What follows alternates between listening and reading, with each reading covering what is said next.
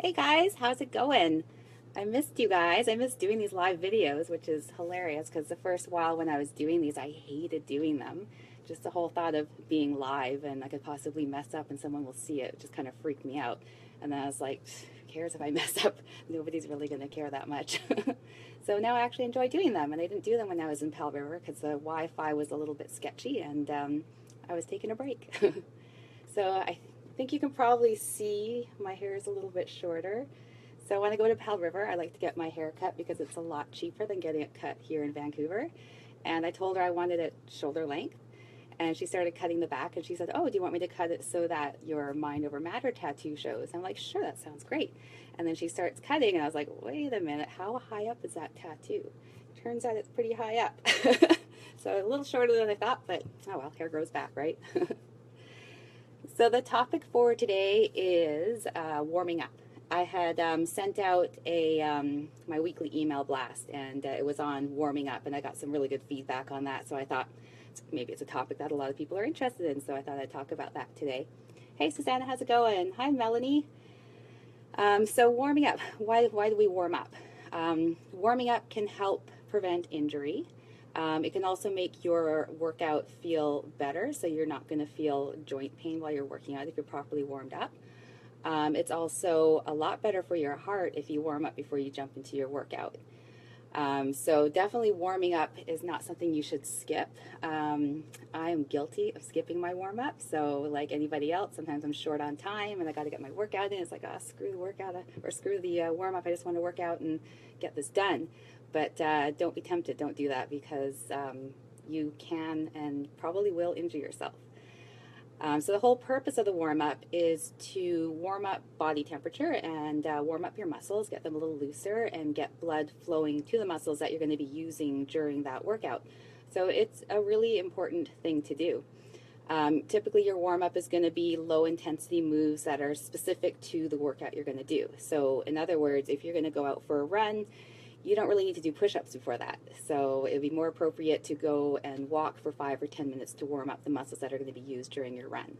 So if you're wondering what you should do for a warm-up, just think about the exercises you're going to be doing, what body parts you're going to be using, and do low intensity, really easy stuff, moving those particular body parts. So in other words, if you're going to do like a shoulder workout, you might want to do some lateral raises with no weight or really light weight just to get that muscle moving, get it a little bit more warm.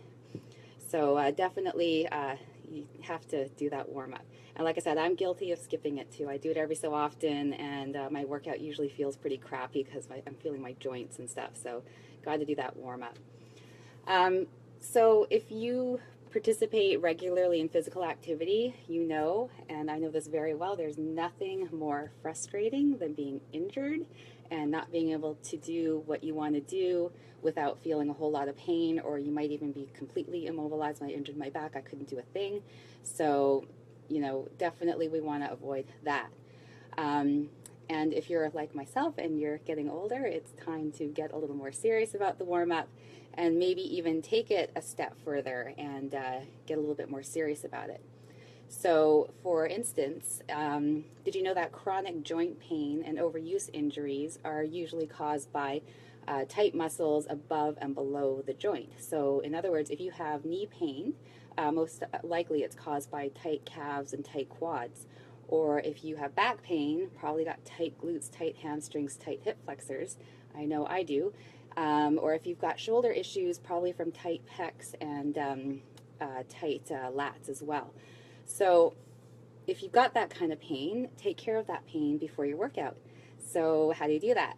Self-massage. So before your workout, if you've got some sore joints, massage the muscles above and below that joint. So, and there's lots of ways to do that. You can do that with your hands. You can use a foam roller. You can use a tennis ball. Just something to kind of loosen up that muscle and just make it feel a little more comfortable so that you're not causing more injury. And if you're active, especially if you're doing, you know, high intensity stuff or a lot of repetitive stuff like myself with spin, over time you're just going to develop scar tissue and adhesions and knots. So you need to take care of those so you don't make them worse. And best case scenario, you make them better and you won't suffer so much pain. Right now I'm suffering with a hamstring thing, and it's really screwing up my cycling, and it's really frustrating. So I need to work on a few more things to help with that. Hey, Joji, how's it going? Hi, Darcy. So another, with the self-massage, another time to do it is right after your workout, before your stretch. So massaging that muscle will help with your flexibility so you get a better stretch. So try adding that, just, a quick little massage, and you might find a world of difference. Another thing, and this is really important, I think, especially as we're getting older, is to focus on our weaknesses. So if you know what your weakness is, you can work on strengthening that to help prevent more injury. So it could be a lack of flexibility or bad balance, muscular imbalance. You've got, one side of the body is stronger than the other, or one muscle group is stronger than the opposing muscle group. That happens a lot. So if you know where your weaknesses are, it's valuable because then you can focus on fixing them.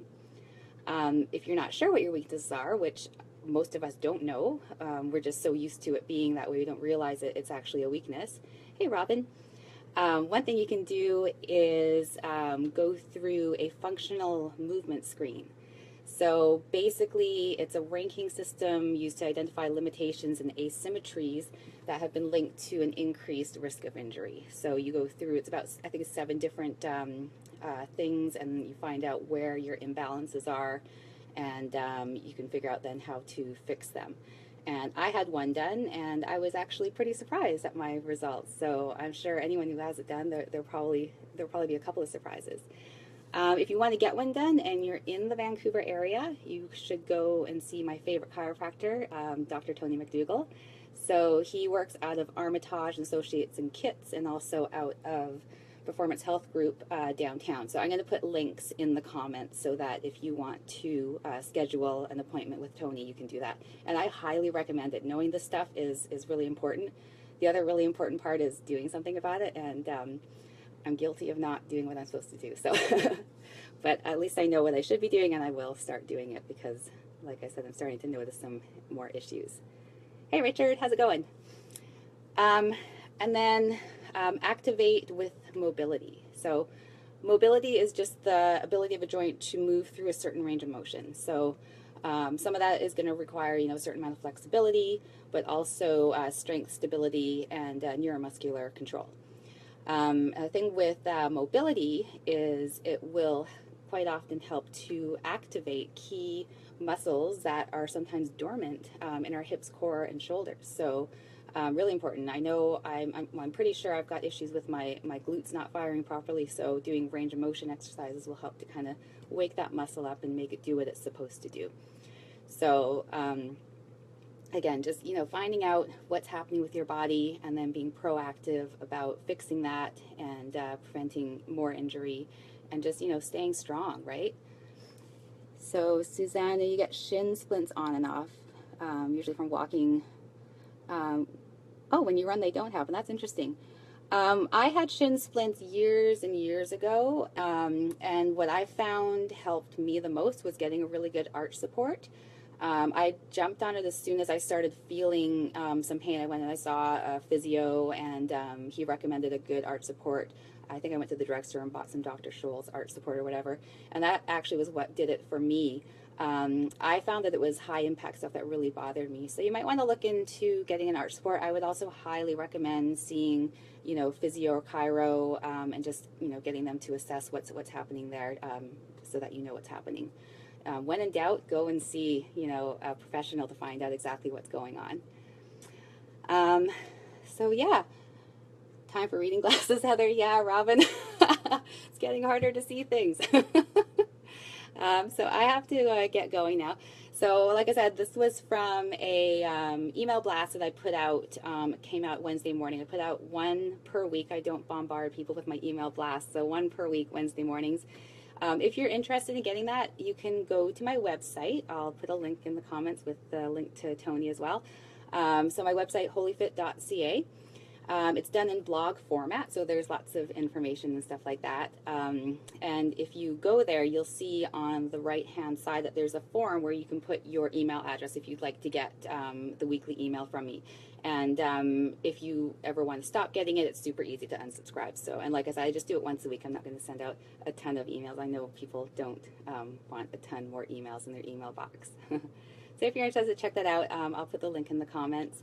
I got to get going and clean up my studio, get ready for the next class. I'm so happy to be back at my classes. I missed them. I did nothing for about 5 days.